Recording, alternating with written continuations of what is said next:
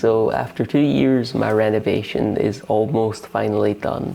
However, one of the areas that isn't done yet is my home office, which is where I run my money laundering schemes from.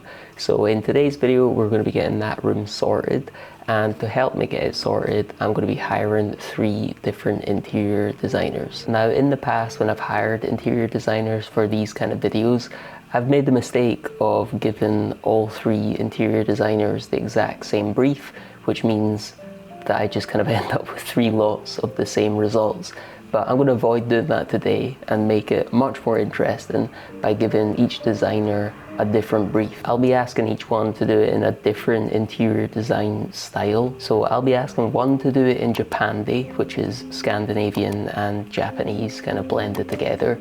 I'll be asking one to do it in mid-century modern and one to do it in a kind of modern cottage farmhouse style. So that we hopefully end up with 3 very different but interesting results. After we get all of the designs, I'll then take them and actually implement them in the room makeover. So by the end of this video, we'll have taken this boring, rather uninspiring box of a room into a jolly place that I enjoy working from. To hire my designers, I'm going to be using Fiverr. I've spoken about Fiverr before, but if you don't know what it is, it's a website where you can hire freelancers from all over the world to do pretty much any digital service you need. I've personally used Fiverr for things like getting help designing the other rooms in my house. I've used it to get a bit of help with video editing, and I've even hired some artists in the past to help make some graphics for my YouTube channel, like my banner and some custom emojis of my cat for my channel members. So it's a very useful website, and if you like the designers and the ideas that they come up with for me in this video,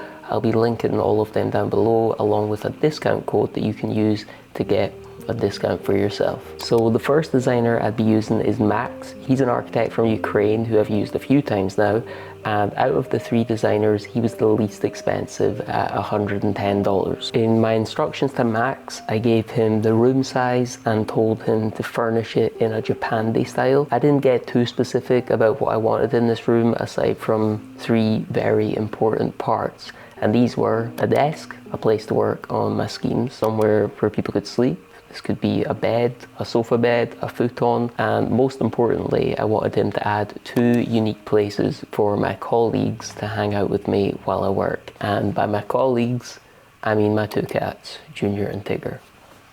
Very important. So let's take a look at what Max came back with. So the first thing I noticed is that he changed the color of that feature wall that I'd already done. I had already painted this room, but I told Max and the other designers that they could change the colors to whatever they wanted. And Max went with the green, which is very similar to what I have in my living room. I think this really works well and is kind of making me think that maybe I should make it green. He added a big chunky sofa bed for the sleeping solution. If you go to this last render, you can see that it pops out and makes a kind of double-ish bed, or like a 1.5 times bed. I'm not sure how much I would use a sofa in this room. Like, I kind of think that I might as well just put a bed in there in that space, because I already have the living room, I already have the sofa. When I'm in this room, the office, I'm just going to be working here. I'm not going to be like hanging out with people, and if people are in here, they're just going to be sleeping in here. So having this as kind of like a hangout room is a bit redundant, I feel. Not to be nasty to Max, it's just not how I would use the room when I already have a living room. He added my cats.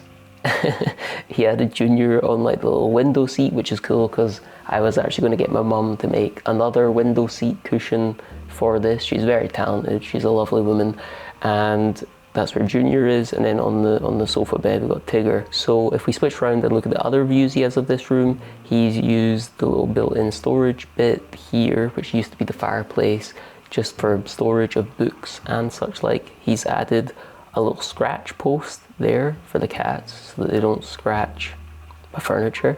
And then he's added a wall-mounted TV. I don't know what it is. I've got a thing against wall-mounted TVs. I always prefer just having it sit on a unit. That's just me, I don't know. Moving over to this side, this is where he's put the desk. I think this is something with this room that I was kind of unsure of. Would I use that big feature wall where he's got the sofa bed for a massive long desk, and then put some kind of like small futon day bed over where he's put the desk? Or would I switch it around and then have the desk over in this corner? When I'm thinking about this room and thinking like what's better, a big bed or a big desk? I think a big bed and just a reasonably sized desk is a better use of the space. Above that, he's extended the wood tones with some more floating shelves. I really like this. I like the layout that Max has went for here. That's very helpful. Thank you, Max. Okay, moving on to designer number 2, we have Omar, who's also an architect. He's from Egypt, and he was the second most expensive at $150. For Omar's design, I asked if he could design it in a mid-century modern style, because I kind of have some furniture throughout my house which I think could be considered that. So looking at Omar's renders, he also went with the green color, which is kind of making me think that, well, this is maybe what I should have went with. Above the built-in shelves, he's done an interesting kind of hanging plant thing. I feel like that is quite an awkward space that I would need to put something, and when I'm standing in that room, I'm kind of like, what am I going to put there? I don't really want the wall-mounted TV, as I said before, but having some kind of art or hanging plant would be quite a nice way to fill out that space. He's kind of went the opposite way with the layout of the room, and he's put a kind of leathery couch type thing over here where Max had the desk, and then he's put a fancy rug below it, and then a gallery wall above that. I think seeing the bed solution, the sleeping solution in this corner, and kind of have it squeezed into that space makes me feel like that's maybe not the best way to use this space. Because this house only has 2 bedrooms, I feel like dedicating such a large amount of space to a big desk, I'm just assuming that the desk is big and that it's behind me in this 3D world. I just feel like that's not maybe the best use of the space, but it's good to see it. I think that's the beauty of getting these renders done. I can see that and be like, no. So flipping it around and looking at the other wall, which is where Max had the big sofa bed, you can see what he's done with the desk and kind of workspace. It's a very impressive workspace. He has done the important thing of including my cat. Doesn't really look like my cat, but that's fine. No offense taken. I think the vibe that I'm getting from this is that it's much more grand than a home office. I feel like this room just doesn't really fit me. I feel like I'd need to be about 40 years older and smoke a pipe. That's what I feel. Just going through the renders here, I think Max was closer to what I would like the room to be. I also don't think that would be the most comfy thing to sleep on. Especially like, I'm only getting one guest on there. It's the sort of room that you can smell, not in a bad way. It just sort of smells of knowledge, old books and cigars, and just kind of, you know, good advice. An old man with good advice is who this room feels a bit more suited to. Finally, we have the designs from our most expensive designer, which is John, who is from Venezuela. He cost $350, and for this design, I asked him to create an office which had a kind of modern farmhouse / cottage feeling to it. And John kind of went above and beyond by doing the office in 3 different colors. So that's quite useful, just to kind of get a variety of options. So for the 3 colors that he went sage green, a kind of clay color, which is interesting. I like it. I've not done anything like that in my house. And a navy kind of color, which is quite similar to what I have already put on the wall in this room. He's went with a kind of cat playground on the wall, which I don't think I would do, but it's interesting. And then he's added one of these French sofas over here, which I don't know how to say. Chaise longue. Chaise longue. We've got a chaise longue here. That looks more comfy than the leathery one that Omar added, but again, kind of ad nauseum, I feel like the best use of this space is putting the desk here and then putting a big bed on the other wall. And then if we come to the other side of the room, which is the kind of recessed area of the wall where Max had that sofa bed, we have the desk. And he's done this kind of paneling effect. I should have mentioned that on the other wall, he's added this paneling effect right across the entire wall, and I think that really lends to the farmhouse kind of cottage vibe that I asked for. Just adds some texture and interest to the wall, which is otherwise quite boring the way that I have it. That's something that I would probably implement in the future, just because it feels like a bit of a big job to turn around for this video. On the other wall, like I said, with the desk, he's added a bit of this paneling texture again, and then he's added wall-to-wall shelving across the top, which is just very good use of the space. The thing that I don't really like about having the desk on this wall is that the windows don't really bring in that much natural light on this area, and it's kind of just facing then a kind of dark area, which I don't really like for work, and I quite like having the benefit of like light coming in from the side or in front of me if possible. So that's another reason I'm not too keen on having the desk over there. So overall, I'm very happy with all of these renders. They've given me so many ideas of what I definitely do want, and then also what I don't want. I think the big thing is actually just like the layout of the room. So we are going to take my favorite ideas and also come up with some of my own ideas, bundle them together, and give the office a makeover now. So on to the makeover. So job number one with the makeover was adding the bed. To the surprise of no one, I went with the big option on this kind of feature wall recessed area. I added a king size bed from the brand Get Laid Beds. I just thought I should shout them out because last time I showed this bed in the bedroom makeover. It's the same bed, it's the same type of bed. I've actually got two of these beds in this house now. A lot of people were asking where I got the bed from, so there's your answer. The Low Oriental from Get Laid Beds. I just really like these beds. They seem to be very well made. I really like the slatted base with these big sort of timber slats. It seems to just hold up and be kinder to my back than kind of more springier ones from places like IKEA that I've tried in the past. So that was why I bought this bed again. For the side tables, I got these from a company called Cave Home. I think they're in Barcelona, and it took ages for them to arrive, but I'm very happy with them. Really nice oak side tables, and I ended up finishing these off because they didn't have like much storage in the bottom. They just kind of this open space at the bottom. I ended up adding a couple of little baskets that I got from IKEA just so that it would actually hold some items. I just thought that'd be a bit more useful. For the windows, rather than adding blinds, I wanted these kind of lengthy curtains. I should say my mum was painting, which is why she was wearing a scabby top there. She wanted me to mention that so that you don't think she's walking around wearing fusty clothes 24/7. And then for the little recessed window here, which is just quite awkward, I had the option of either adding a blind outside, kind of above it, or inside, and I ended up going with the inside option. And I think later on I kind of regretted that because it felt a bit unfinished, but I do come up with a solution for that later on in the video.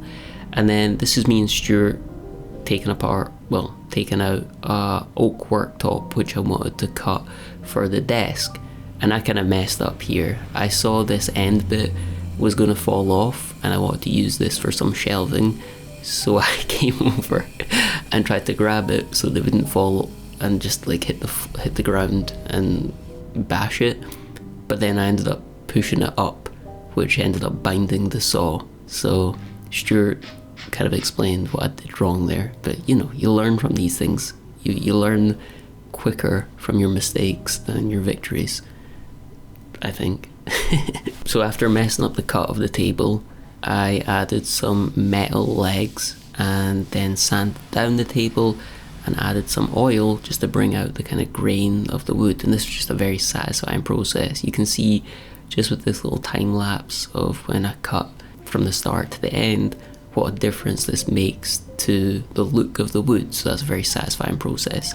The next thing I added was a much bigger monitor. For some reason, despite relying on editing and video work for the past 10 years, I have been using an old 1080p monitor that's like 21 inches from like 2011 for the past 10 years. I don't know why. So finally, way overdue, I upgraded to a much more high quality 27-inch monitor, which is much nicer. Now for a little reminder of what this area was way back in the day, it was a fireplace, but now the chimney's actually blocked off, so it wasn't really much use as a fireplace. So I asked Stuart the joiner if he could fill this in with insulation and then make some built-in storage, which he did, and it turned out very well. After painting it, I wasn't very sure if I was just going to leave it as like open storage, which I could put books and things in, but I felt like that wasn't the best use of the space. So I measured up the space and found baskets, these wicker baskets, which were basically perfect fits and made this kind of unique option for storing clothes and the like. So I thought that was quite a good use of the space. It looks quite classy, quite rustic, and lines up nicely with that kind of modern farmhouse, modern cottage feel that I've got sort of dotted around throughout my house. So with a lot of the bigger pieces taken care of in this room, like the desk and the bed, I started moving on to some of the smaller items like the decorative art that I'd be putting up. And for this, I really wanted some Scottish art, or art by a Scottish person. So I got these two prints from a woman called Mandy Maria, and they're kind of just of like hills that look like you would see up north, kind of in Glencoe and the like. And then I picked up another little print from a guy called Louis, and he's a Spanish artist, so he did these during COVID. He did like a whole kind of little series that were based on the New Yorker covers, if you've seen that magazine. He did his own kind of spin on them, which were kind of based on things around COVID. So that was what that little frame was. For the window, I, like I said, recruited my mum once again to make a window cushion. A very talented woman, and she did a class job again. I think it just finishes off the window and makes it look a little bit cozier than having that bare wood. And then I finished it off with a couple of cushions. I just felt that was quite a cohesive look with the curtains, the window seat, and those cushions. Just gotta straighten it up a little bit for the video. I then added some more little soft furnishings by way of these blankets at the end of the bed. It's kind of just for the video. I don't actually sleep with blankets on my bed. I find it way too hot. I get roasting when I sleep, so it really is just for the video. But it does sort of transform the look of a bed rather than just having plain white sheets. For that little inbuilt window, there was something that just felt off about that, and I said that before. I probably should have put the blinds on that outer kind of frame, but it was too late. I got made to measure ones which went inside, so as a kind of compromise, I don't know what my technique here is, what my stance is here for using this glue gun. I apologise, but to sort this window out and make it look a bit more interesting, a bit more finished, rather than just having the bare wall kind of stop suddenly, I cut some more facings and then stuck them, and I think that finished off much nicer. I'm still absolutely terrified of using the circular saw, so I don't know, kind of half proud, half terrified of that thing. Whenever it goes well, I never know how to feel. And then I just did the same for that little alcove over next to the desk. The reason this alcove is there is way back in the day, I think this is where the building would have actually ended, so there would have been a window here. That's why a lot of these old houses in my village have these odd, unique spaces. It's probably where the building used to end, where there used to be a window or a fireplace, or I don't know what else it could have been, but that's why these old buildings have all these quirky nooks and crannies and alcoves. After that, I added some floating shelves. I didn't like where the stud walls were in this room, in terms of where the shelves would actually end up being. I'm not going to explain this too much because the whole thing was a pain in the ass, but I used the studs. I cut a new hole and I just used one of the little floating shelf rods, and then for the rest of it I just kind of shored it up with my own little brackets, and it was an exhausting process which I don't want to get into, but it turned out well in the end. I then just added a couple of extra little places for my cats. The first was this little oval bed from Zara. You'll see the next one, which is much more exciting, in a couple of minutes. And then I added some of these fancy lights from IKEA. I think they're called the Fados. I'd seen people use them as like decorative lights in living rooms, but I just thought they were a bit more interesting over at the side. There's something a bit kind of I don't know, just interesting.